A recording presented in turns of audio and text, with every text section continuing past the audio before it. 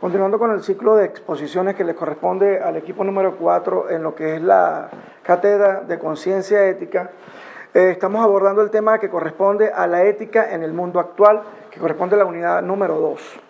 Dentro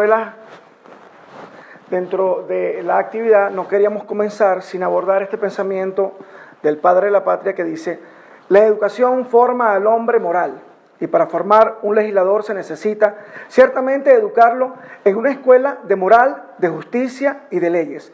Carta a Guillermo Guay, 26 de mayo de 1820. Dentro de nuestra agenda vamos a presentar los siguientes temas: crisis del capitalismo y la geopolítica, ética y política, ética, conocimiento y nuevas tecnologías. El capitalismo, desarrollo y situación actual. Podemos definir como el capitalismo la actividad económica en manos de un sector privado. Esta actividad económica es la estructura en la cual interactúan factores de producción, de distribución y la actividad económica propiamente dicha. Dentro de estos factores de producción podemos mencionar la tierra, la empresa, los recursos renovables y la materia prima. En cuanto al capital, podemos señalar que es la inversión financiera que ejecuta el privado, y el trabajo, la actividad que realiza el empleado, el obrero, el trabajador, lo cual le genera un salario. En cuanto al mercado, podemos decir que es el ambiente físico o virtual donde se desarrolla la actividad económica, compra y ventas de bienes de consumo y de servicios a la sociedad. Esta actividad económica, por supuesto, genera, o su objetivo es generar una ganancia, lo cual hace aumentar el capital del inversionista y se ejecuta una inversión para la generación de nuevos productos y bienes y servicios de la sociedad. En cuanto al rol que ejecuta el Estado dentro del capitalismo, es la de realizar la normativa jurídica que permita regular la sana actividad económica dentro de la sociedad.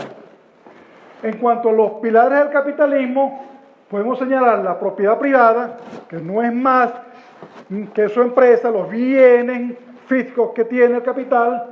El libre mercado es la actividad de entrar y salir del mercado a sus intereses, a su conveniencia. La competencia, que viene dada por la oferta y la demanda. La libre elección es cuando el consumidor elige qué producto consumir, ya sea por el costo del mismo, por la calidad. Y la limitada intervención pública es que ellos evitan cumplir la normativa que establece el Estado para la regulación de la actividad económica.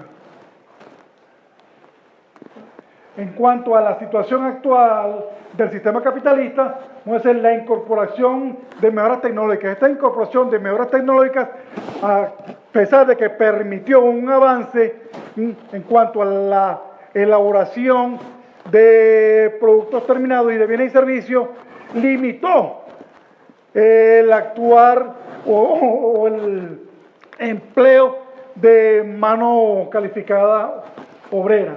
En cuanto a créditos y endeudamiento, esta tecnificación, indudablemente, que tenía que producirse a través de las solicitudes de créditos, estos créditos produjo un endeudamiento del capital financiero que al mismo tiempo, por el mismo hecho de incorporar mejoras tecnológicas y la baja adquisición del consumidor, creó una superproducción en el mercado. La burbuja crediticia viene relacionada al que la deuda contraída por el capital financiero no pudo ser pagada, lo que generó una explosión crediticia. En cuanto al empleo de prácticas y tácticas aberrantes, es lo que llamamos nosotros el capitalismo salvaje. La crisis del capitalismo como sistema la vamos a observar fundamentalmente entre los años de 1989 al año 2000, donde va a existir un cambio de paradigma motivado a lo que va a ser la situación de la disponibilidad de recursos en el planeta. Esta disponibilidad de recursos que se va a ver mermada es lo que va a permitir el crack de lo que es el enfoque del sistema capitalista.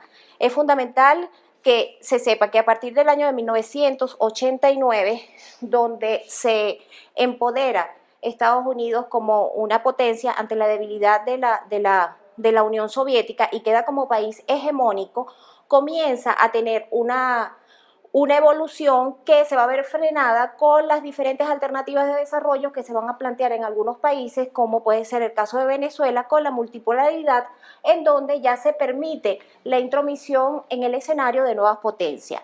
En cuanto a la parte de la disponibilidad de recursos, partiendo que ya son escasos, hay un agotamiento de recursos y hay nuevos actores. En la realidad de Estados Unidos como país, cabe destacar que se presenta, en el caso del consumo, Estados Unidos consume 18.000 millones de barriles de petróleo diario y su producción está en el orden de los 11.000 millones al día, lo que tiene un déficit de 7.000 millones diarios.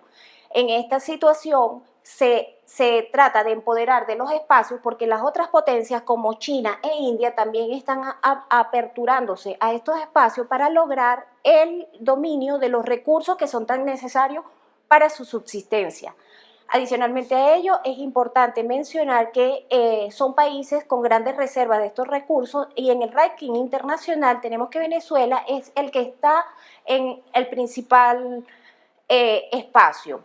En este sentido, en esta lámina podemos ver que son nuevas potencias o nuevos actores que vienen interactuando para la parte latinoamericana en función de obtener esos recursos. ¿Por qué? Porque tenemos las mayores reservas de petróleo, grandes reservas de gas y energía hidroeléctrica y tenemos del 40 al 50% de la disponibilidad de agua dulce, aun cuando tenemos el 7% de la población mundial. Tenemos países con minerales estratégicos, biodiversidad, reservas de litio y sobre todo el pulmón vegetal que es el Amazonas.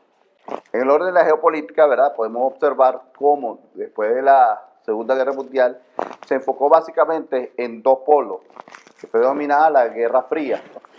Una vez terminada este ciclo de la Guerra Fría, Estados Unidos toma el dominio de la economía mundial, pero en el avanzar de los años hemos visto cómo surgen nuevas potencias como China, India, Japón, Alemania y Rusia, en donde sus economías han emergido y han subido su impacto en la economía mundial.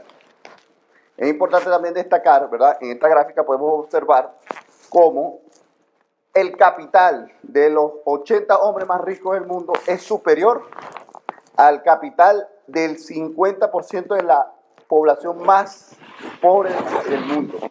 Esto está enmarcado en empresas básicamente del área de los medios, empresas informáticas, energéticas, empresas farmacéuticas, empresas automovilísticas y grandes inversionistas que amasan grandes capitales. Todo esto ha traído esta consecuencia, ¿verdad? Como es un nuevo tipo de espionaje, sabotaje y guerra cibernética. Tenemos el caso de Edward Snowden, que es un caso más famoso en los últimos años. Guerras civiles de destrucción masiva y genocida, normalmente respaldadas por grandes potencias regionales y mundiales. Movilizaciones pacíficas de desestabilización a gobiernos progresistas. La discriminación o represión violenta contra la minoría étnica amparada en grupos xenofóbicos de extrema derecha. Y, aunque no hay un sistema político, ¿verdad?, son los grandes crímenes que se han suscitado a nivel mundial por la posición geopolítica, como son el narcotráfico, el comercio ilegal de armas, la trata de mujeres y niños, así como el órgano humano, comercio ilegal de diamantes y oro y otros bienes vinculados a interés de los países industrializados. Una vez abordado el tema de la crisis capitalista, debemos buscar y centrarnos en qué está originando en sí esa crisis.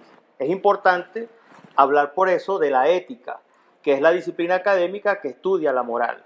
Ella viene del griego ethos, ¿verdad?, que significa morada, lugar donde se vive, y es la que nos define o nos da el carácter del deber o del ser. Para hablar de ética, también debemos rememorar el pensamiento kantiano, que habla de la ética moderna, y es el que nos describe la filosofía de la moral, de lo que es el deber ser y el no deber ser, lo correcto y lo incorrecto. Una vez que hemos definido el concepto de lo que es la ética, vamos a abordar lo que es el concepto de política. Una vez, según la Real Academia Española, definimos la política como aquellos asuntos que son y que rigen los asuntos del Estado. Igualmente, dentro de sus principios, tenemos que estar, dentro de sus principios éticos, una de las características busca el beneficio colectivo. La política está sustentada en intereses personales o de grupos basados en criterios de conveniencia y oportunidad, donde el éxito se mide en el logro ligado a la obtención de poder y riqueza, y no tanto por la búsqueda del logro de un bien común. Una vez que definimos este concepto, debemos entender que entre la ética y la política debe haber una subordinación tanto de la política a la ética como de la ética a la política. ¿En qué sentido? Todas las políticas del Estado deben estar concernientes, como lo establece nuestra Carta Magna, que es buscar la mayor suma de felicidad para la población. En tal sentido, no puede haber una controversia o una diferencia donde las acciones políticas se desliguen de lo que es la ética, el principio del bien común, del hacer el bien. Es decir, o como estaba establecido anteriormente, un buen ciudadano es aquel ciudadano ético. Un ciudadano ético es aquel que tiene un comportamiento acorde con la sociedad y por ende asume el rol de lo que es la política. Y decía Bolívar en su Congreso de Angostura, nosotros necesitamos hombres virtuosos, con luces. Indudablemente, un hombre virtuoso y que atente a las luces es un hombre que éticamente está formado para el desarrollo y para aportar en beneficio a toda la sociedad. Continuando con el tema ética y política, venimos a enumerar en este momento los principios. Vendría siendo una voluntad ética en la política, postula valores y objetivos cuya realización constituirá en el bien común, más allá de bienes específicos de cada grupo.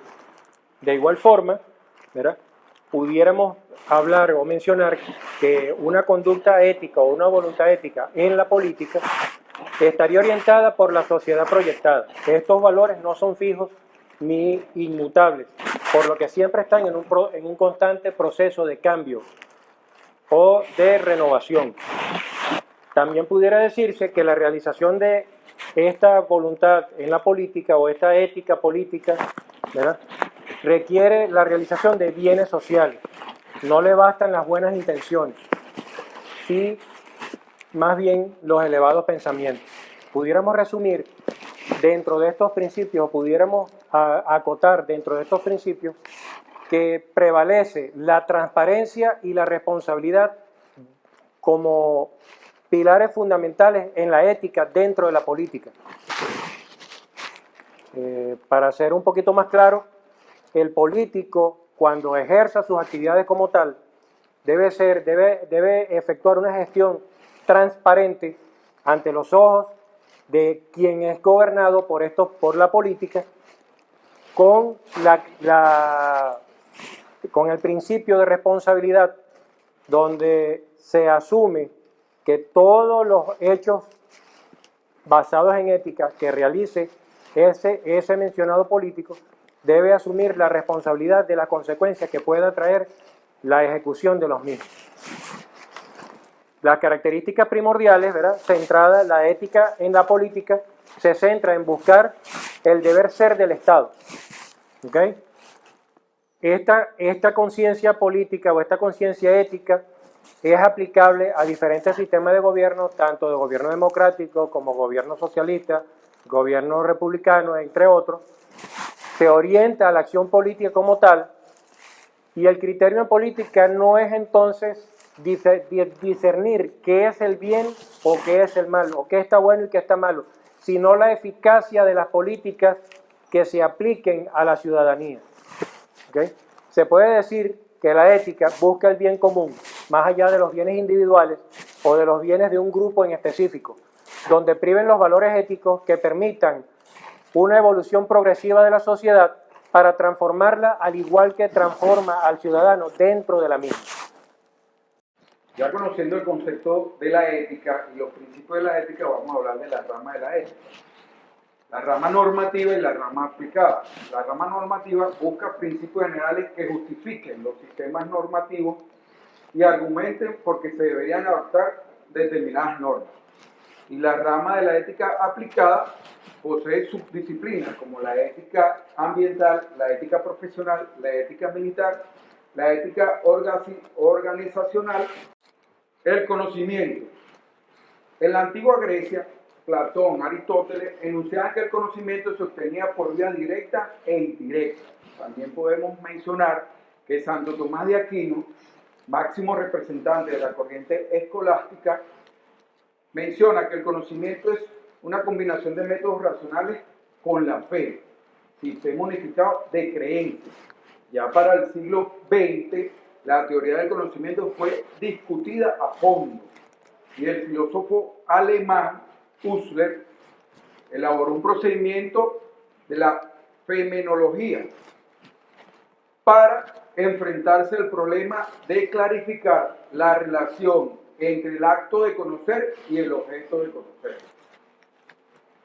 Ya para finalizar, el conocimiento se enmarca en un contexto donde tenemos la información, los hechos, las experiencias, y eso nos da el conocimiento. Las nuevas tecnologías hacen referencia a las nuevas técnicas, a los nuevos que han surgido en los últimos años, los cuales están dentro del campo de la informática y la comunicación principalmente. Estas nuevas tecnologías es una serie de instrumentos que apoyan y hacen más fácil la vida al hombre en algunos aspectos que lo ayuda en la era en esta nueva era, y de alguna manera son totalmente cambiantes. Por eso nos hacemos una pregunta: ¿cómo llegamos de la época de las pinturas rupestres hasta las redes sociales? Bueno, eso se ha marcado en grandes hitos en la historia.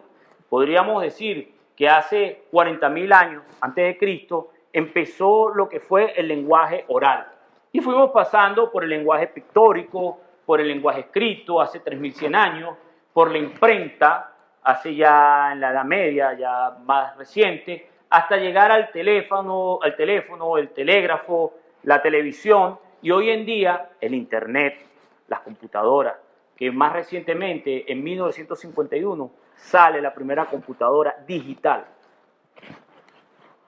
¿Qué es lo que ocurre con el uso de estas nuevas tecnologías? Que tenemos que tener presente cómo engrana la ética y el conocimiento, bien sea ético, dentro de este nuevo margen de información que tenemos. Y nos nacen unas dudas, unas preguntas. ¿La descarga de material en Internet atenta contra los derechos del autor?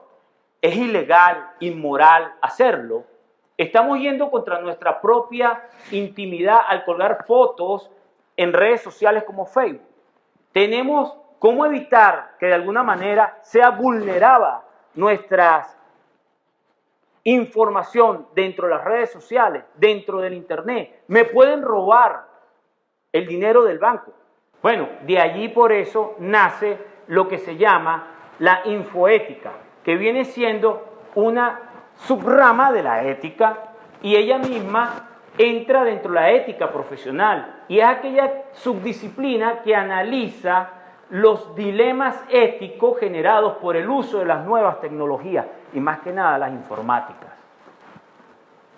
De allí entonces tenemos una paradoja moral en la cual tenemos que si las tecnologías, la información y la comunicación, ¿cómo debería ser? Debe tener varios valores éticos, como la verdad, la justicia, la igualdad. Debe guardar la intimidad de quien la use, privacidad y la propiedad de intelectual. De allí nacerían nuevas preguntas, que quedaría a una posterior exposición, que sería, ¿cómo serían entonces estos valores? ¿Se están cumpliendo esos valores? Dentro de nuestro entorno, ¿podemos controlar que esos valores se cumplan? Sí podemos. Para concluir, una vez que todos nuestros compañeros han analizado, han dado sus diferentes puntos de vista y conceptos en cuanto a la ética en el mundo actual.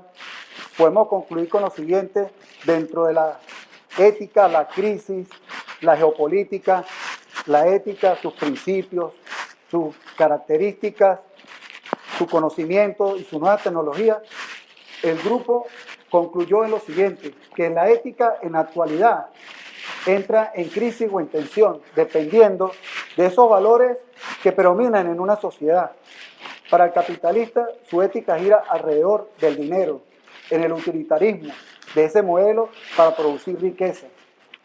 Otra conclusión de esa conciencia ética deontologista es la construcción de la realidad totalmente distinta.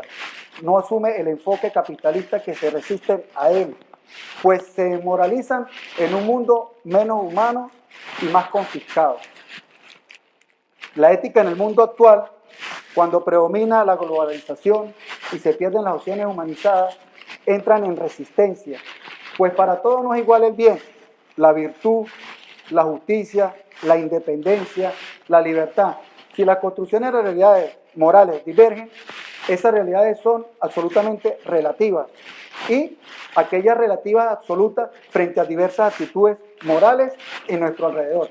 Sin duda alguna, las tensiones se refuerzan en el capitalismo y la geopolítica actual de dominación y control de otros. En la política, en la era del conocimiento y de las nuevas TIC, hay factores muy favorables y otros demasiado adversos. Para finalizar, en la actualidad y en el futuro, como lo fue en el pasado, hay tensiones entre las unidades de análisis, hay conflictos múltiples, pero igualmente existen formas para solucionar y equilibrar las tensiones, para arribar a ciertos consensos racionalmente, para buscar soluciones entre lo que hay, lo que debe ser y lo que puede ser viable. Nos despedimos con este pensamiento para todos nosotros. Un gobernante, un representante de cualquier nivel que sea, no puede andar sin un libro bajo el brazo, no puede estar sin estudiar todos los días, todas las noches, en la madrugada, en el carro. Hugo Chávez Frías.